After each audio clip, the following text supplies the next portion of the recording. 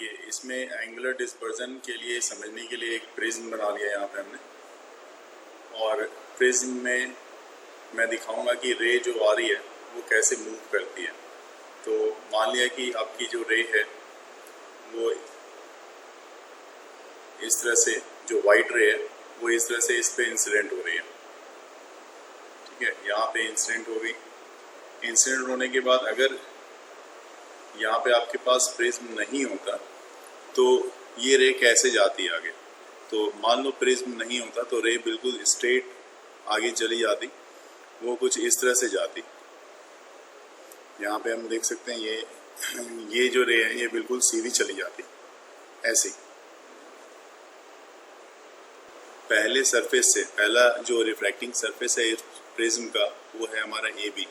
इससे रिफ्रैक्शन के कारण जो रे मूव करेगी वो रे कुछ इस डायरेक्शन में जाएगी, और दूसरे सरफेस जो AC है इससे रिफ्रैक्शन के बाद रे इस तरह से इस डायरेक्शन में चली जाएगी। तो पहली वाली रे जो इस डायरेक्शन में जा रही है, उसके बाद और भी रे होगी, तो 3 रे हम यहाँ पे कंसिडर कर रहे हैं।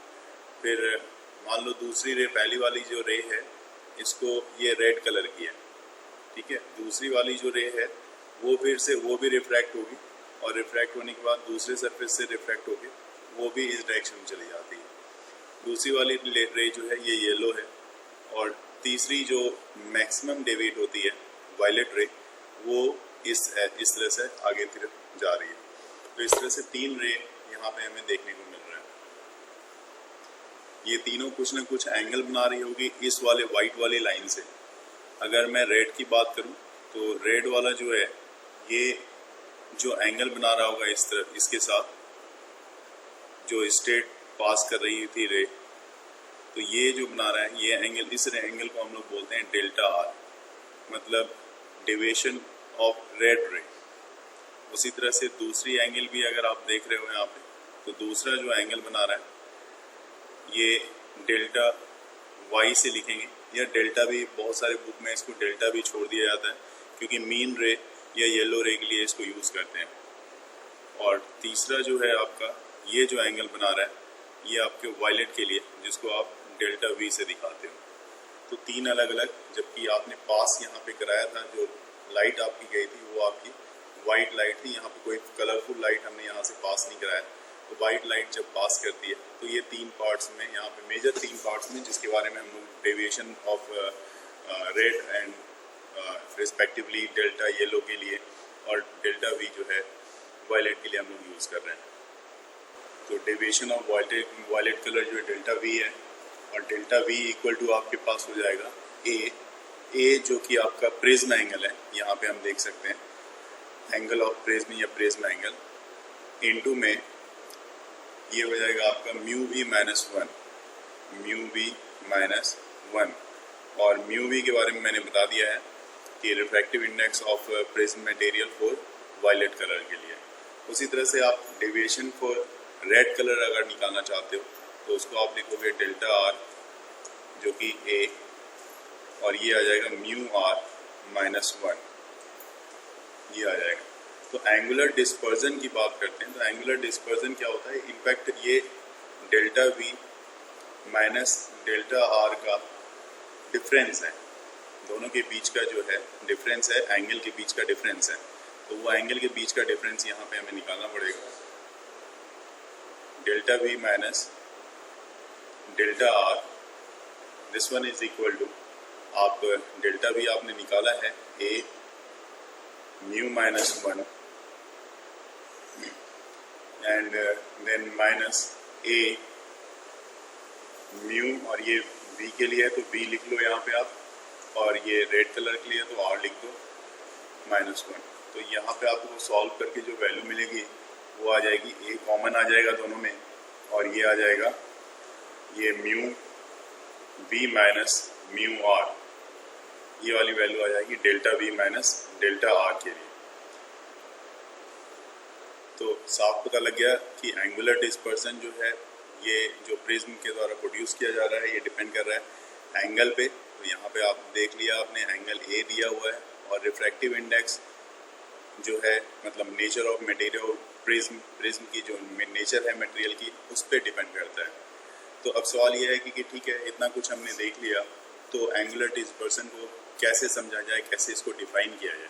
तो मैंने delta equal to A mu minus 1, ये येलो के लिए होता है क्योंकि ये जो डेविएशन है ये मीन डेविएशन है, और डेल्टा इसमें येलो के लिए ही है, ठीक है ना, क्योंकि यहाँ पे ए एंगल ऑफ प्रिज्म है और म्यू जो प्रिज्म का रिफ्रैक्टिव इंडेक्स बता दिया जाएगा। तो येलो के लिए निकालना है तो डायरेक्ट आप यहाँ से Y direct delta equal to A mu minus 1 निकाल सकते हो, क्योंकि येलो एक मीन कलर के रूप में माना जाता है। Yes, sir.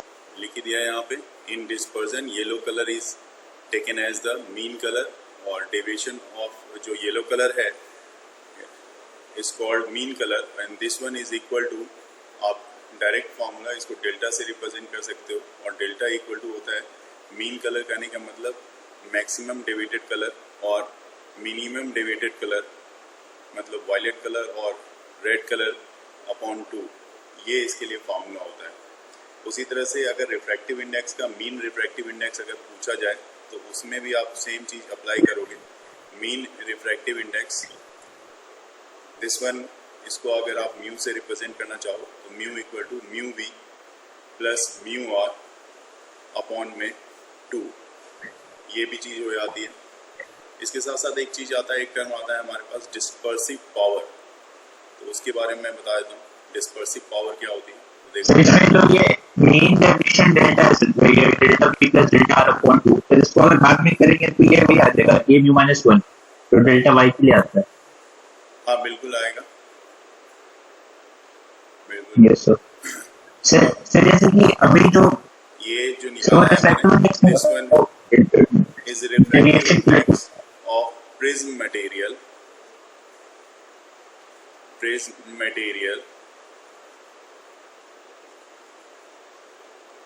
For yellow colour.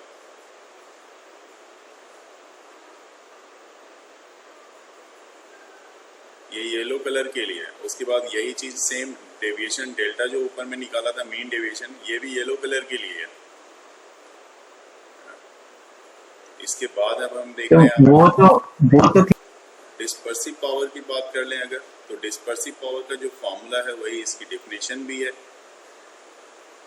ठीक है। तो ये आपका डिस्पर्सिव पावर को ओमेगा से रिप्रेजेंट किया जाता है। Omega equal to angular dispersion by mean deviation, angular dispersion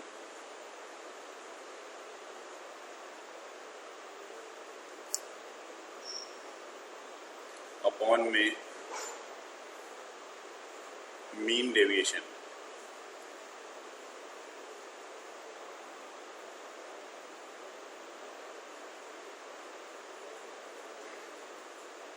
ठीक है, तो एंगुलर डिस्पर्जन जो है आपका आता है वो, जैसे हमने देखा था अभी, delta V minus delta are का, और मीन डेविएशन आया था आपका डेल्टा का।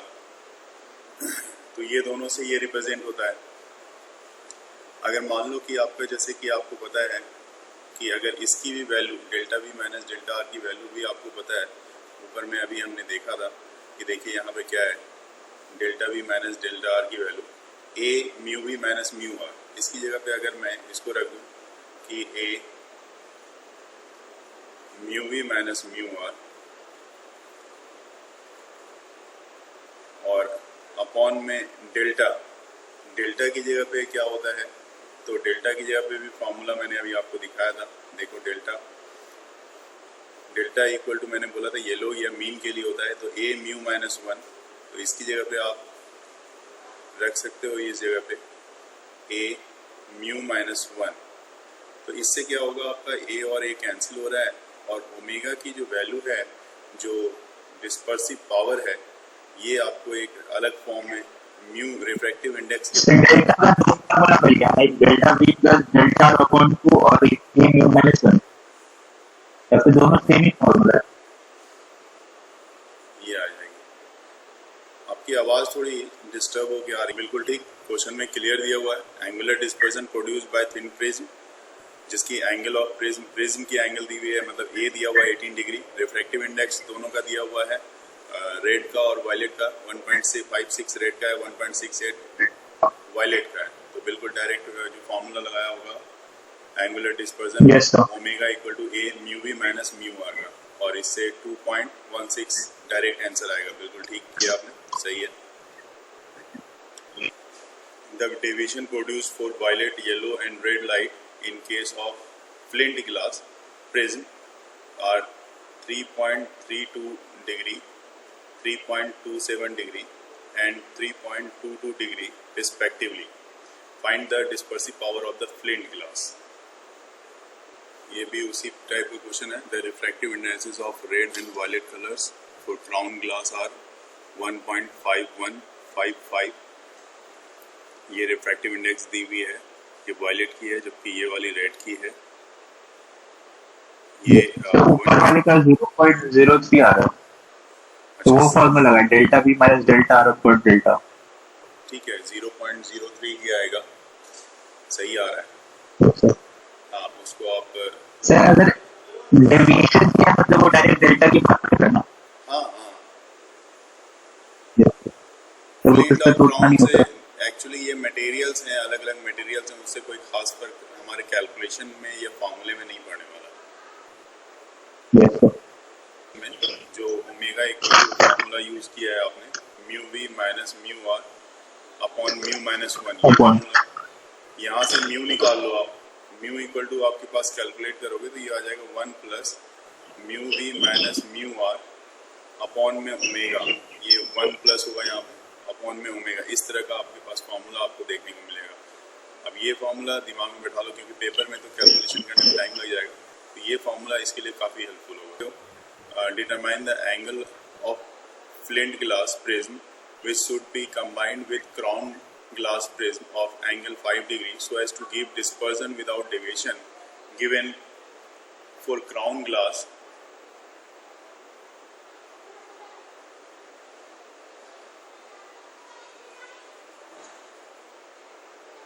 म्यू वी जो है ये 1.523 है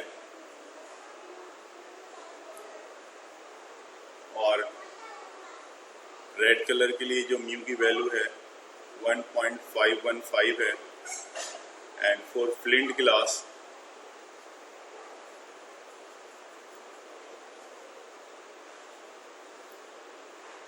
जो म्यू डैश भी मान लेता हूँ इसको 1.688 और डैश म्यू डैश आर ले लेता हूँ इसको 1.650, ये वाली वैल्यू है। अब थोड़ा सा यहाँ पे एक चीज़ देखने वाली बात है कि क्वेश्चन जो है थोड़ा सा डिफरेंट इसलिए है कि क्वेश्चन में ये चीज़ बोला गया है कि 5 degree so as to give dispersion without deviation. तो डिस्पर्जन विदाउट डेविएशन के लिए जो फॉर्मूला है वो मैं आपको यहाँ पे बता दूँ पहले, तभी ये आपको काफ़ी हेल्पफुल होगा और सॉल्व भी होगा। देखिए फॉर, यहाँ पे मैं लिख रहा हूँ फॉर नो डेविएशन, अगर डेविएशन नहीं होगा तो उसके लिए कंडीशन होता है delta plus delta dash equal to होता है 0। मतलब डेल्टा का कहने का मतलब क्या हो गया, म्यू माइनस 1 इंटू ए, और डेल्टा डैश कहने का मतलब क्या हो गया, इसके लिए जो भी रिफ्रैक्टिव इंडेक्स म्यू डैश रही होगी -1 into A dash, this one is equal to 0। और आपको अच्छे से पता है कि म्यू जो होता है वो mu V plus mu R by 2 के इक्वल होता है, क्योंकि ये मीन रिफ्रैक्टिव इंडेक्स है।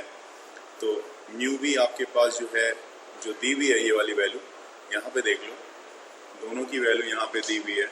ये म्यू वी है, ध्यान से देखेंगे, ये म्यू वी है और ये म्यू आर है, दोनों की वैल्यू बाय 2 निकालना पड़ेगा आपको। जो भी वैल्यू आएगी उसके बाद उसी तरह से दूसरे गिलास के लिए जो आपका फ्लिंट ग्लास है, पहला आपने क्या किया, क्राउन ग्लास के लिए म्यू निकाला, उसी तरह से फ्लिंट ग्लास के लिए आप निकालोगे म्यू डैश, जिसके लिए फॉर्मूला आप mu dash V minus mu dash are